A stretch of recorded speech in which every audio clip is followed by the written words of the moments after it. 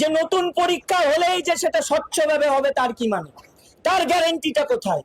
আমরা কে চাই না বলুন তো নতুন নিয়োগ হোক? একজন বলেছিলেন না দুর্গাপুজো নাকি প্রতি বছর এসএসসি হবে।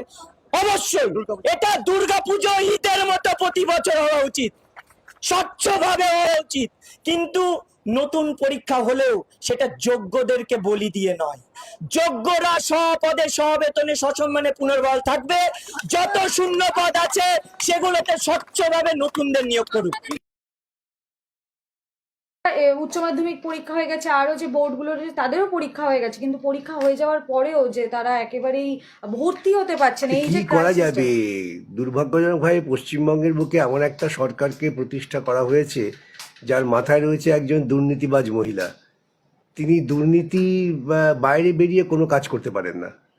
তো তিনিও ভেবেছেন এই যত ঝুলিয়ে রাখা যায়, যত দেরি করা যায়, তাহলে হয়তো বেশি বেশি করে লোক ওর দলের দিকে যাবে। তারা ভাববে আছে টাকা পয়সা দিয়ে বেআইনিভাবে কোনো পথে ঢোকা যায় কিনা। এটা তো পরিকল্পনা।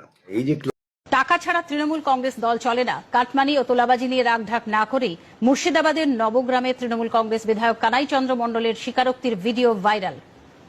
তৃণমূল দলটা হচ্ছে তৃণমূল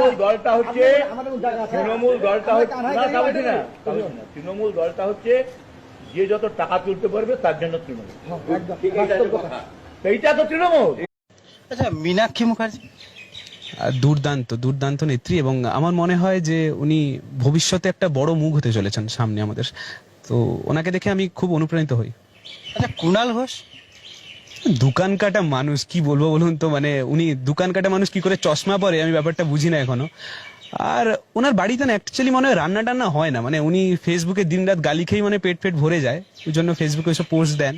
মজা নিয়ে আমরা দিনের শেষে অ্যাটলিস্ট একটা জোকার আছে যে আমাদের এন্টারটেন করে, ভালোই লাগে। আচ্ছা, দেবাংশু ভট্টাচার্য সম্পর্কে তোমার কি?